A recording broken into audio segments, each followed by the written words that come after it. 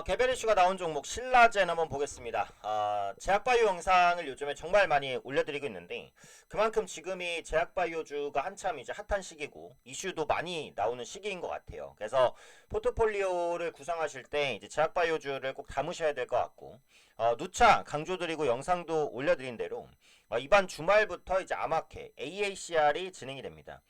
물론 이제 아마케가 진행된다고 해서 제약주가 무조건 올라간다 이렇게 단순하게 생각할 수는 없지만 제약주의 투자 심리가 다시 한번 좀 자극되는 그런 이슈가 될 수는 있어요. 그런 부분들과 맞물려서 최근에 개별주 중심으로 이슈가 정말 많이 나오고 있습니다. 그래서 이런 부분들이 제약주의 투심을 전체적으로 끌어올리고 있다라고 판단되는 만큼 제약주는 현재 포트폴리오에서 반드시 한 종목 이상은 편입해야 되는 그런 섹터 중에 하나가 되고 있다. 이렇게 생각이 됩니다.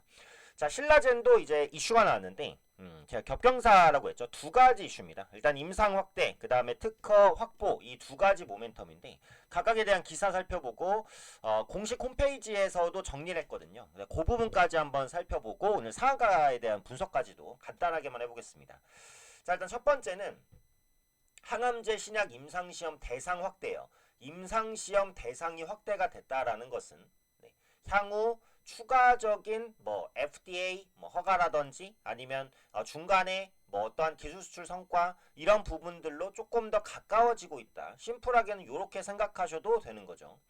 네, 신라젠은 전날 장마감 직전에 항암제 BAL0891의 IND 변경을 미국 FDA로부터 허가를 받았습니다. 그러니까 이게 이제 다 허가를 해주는 건 아닌데 허가를 받았다는 것 자체는 뭐예요? 일단은 변경이 유효하다라는 것을 공식적으로 인정받았다. 이렇게 보시면 되죠. 이번 변경 허가를 통해서 BAL0891의 임상시험은 급성 골수성 백혈병 환자 대상으로 확대가 됩니다. 네, 확대가 되는 것이기 때문에 성과가 났을 경우에 충분히 그 다음 단계로 가는 과정에서 속도가 빨라질 가능성이 높다. 이렇게 이제 보는 거죠.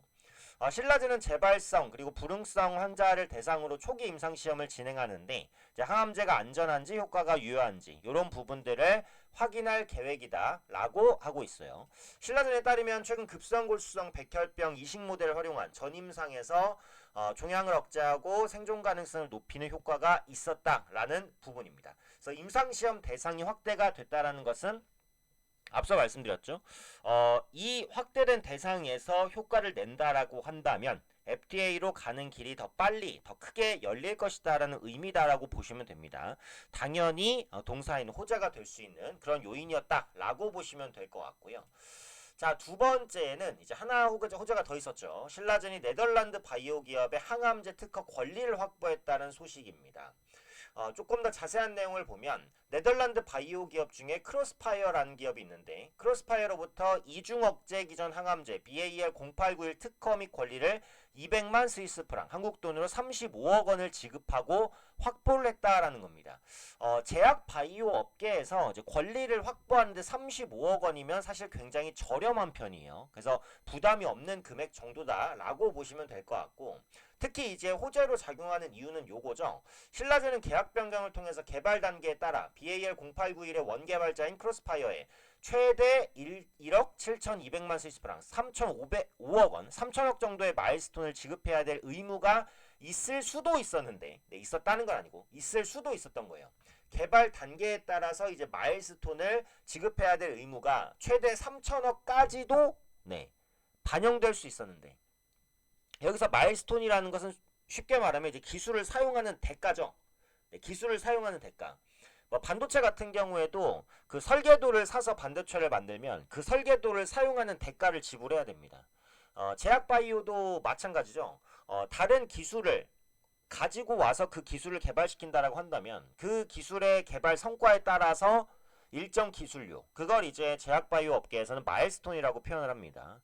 그래서 그 기술이 잘 간다고 가정을 했을 때 최대 3천억까지도 이 기술료를 줘야 될 수도 있었으나 요 권리를 35억 원에 확보를 했기 때문에 이 마일스톤 3천억까지 지급되는 부담감은 해소했다. 물론 이 3천억이라는 것은 최대 마일스톤이에요. 그래서 정말 많이 돈을 줬을 때 3천억 정도까지 줄 수도 있었다 라는 겁니다. 근데 어쨌든 이 3천이라는 숫자가 크잖아요. 그 신라젠한테 3천억 원은 굉장히 큰 돈입니다. 현재로서는. 셀트리온한테는 3천억 원이 별로 안 크겠죠. 삼성바이오로직스한테도 별로 안 클 겁니다만 신라젠한테는 큰 금액이에요. 그래서 이 정도의 돈이 들어갈 뻔했으나 35억 원으로 막았기 때문에 이 부분에 대한 불확실성을 해소했다. 이렇게 보시면 됩니다. 전략적인 계약 변경을 통해서 최소의 금액으로 크로스파이의 모든 권리를 획득했고 향후 BAL0891의 라이선스 아웃 추진 시 해결해야 될 과제를 선제적으로 해결했다고 말했다. 네, 요게 팩트적인 내용이라고 보시면 되겠고 요 내용을 이제 신라젠이 자랑스럽게 네, 홈페이지에도 게시를 해 놨습니다. 두 가지 내용이 이제 다 들어있어요. 권리를 통해서 이제 그 3천억 원이 들어갈 걸 35억 원으로 막았기 때문에 최대 비용을 거의 뭐 몇십 분의 1 정도로 줄일 수 있었다. 미래에 들어갈 수도 있었던 비용을 막았다. 네, 이렇게 이제 보시면 될 것 같고요. 그 다음에 FDA가 임상 확대를 승인해 주었다라는 내용 앞서 말씀해 주셨죠. 그렇기 때문에 절감되는 금액들도 클 것이다. 굵은 글씨로 표현해 놨습니다. 결론적으로 당사는 최소의 금액으로 크로스파이어사의 모든 권리 획득, 이는 향후 BAL0891의 라이선스 아웃 추진 시 해결해야 될 과제를 선제적으로 해결했다. 여기서 해결해야 될 과제라는 것은 그 라이선스 B죠. 네, 라이선스 B를 제공을 해야 되니까 그 돈에 대한 부담감이 있는데 그걸 해결했다. 이렇게 이제 보시면 되겠고요. 기존 고형암 외에도 새롭게 진입할 혈액암에 대한 전임상 연구 결과는 곧 글로벌 학회에서 공개될 예정이다. 네, 전임상은 이제 아직 멀은 거긴 하죠. 네, 임상도 들어가기 전이니까. 그래서 이걸 확장성을 확인해 볼 수 있는 계기가 될 것이다. 이렇게 어제 이제 공시를 올렸습니다. 그래서 신라젠 입장에서는 상당히 호재성 이슈였고 신라젠도 다른 중소형 제약바이오사와 마찬가지로 이제 실적이 간절하죠. 영업이익이 나오고 있는 상황이 아니기 때문에 뭔가의 기술 수출, 신약 개발, 매출 이런 부분들로 인해서 영업이익을 플러스로 바꿔놓기는 해야 됩니다. 네, 그 과정에 BAL이 좀 함께 할 수 있을지 그 부분 좀 더 지켜볼 필요는 있을 것 같아요. 자, 차트 보겠습니다. 일단은 이제 상한가로 마감을 했어요. 상한가로 마감을 했을 때는 일단 매도할 필요는 없죠.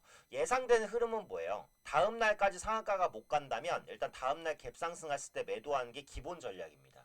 근데 제가 예전에 그 교육 영상에서 그걸 한번 올려드렸죠. 상한가를 가면 네, 상한가의 힘이 어느 정도인지를 확인해야 된다. 네, 그 말씀을 조금 드렸었는데 일단 현재가를 보시면 돼요. 현재가를 보면 신라젠의 터진 거래량이 이제 올 기준, 그러니까 그 기존의 KRX 그 다음에 렉스트레이드 합쳐서 전체 거래량을 보시면은 100만, 1000만, 2000만 주가 좀 넘습니다. 그죠? 2000만 주가 조금 넘어요. 근데 상한가에 붙어있는 잔량이 이제 60만 주. 제가 이제 거래량 대비해서 상한가 잔량이 10% 이상이면 강한 상한가다라는 말씀을 드렸는데 10%가 안 돼요. 그죠?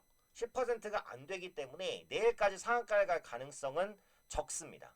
물론 모르죠. 네, 모르지만 확률적으로는 크지 않다라는 거예요. 그럼 만약에 갭상승으로 떴다라고 했을 때는 일단은 물량을 최소한 뭐 반이라도 줄이고 보시던가 아니면 일단 매도를 하시는 것도 전략적으로 나쁘지는 않은 선택이다라는 거죠.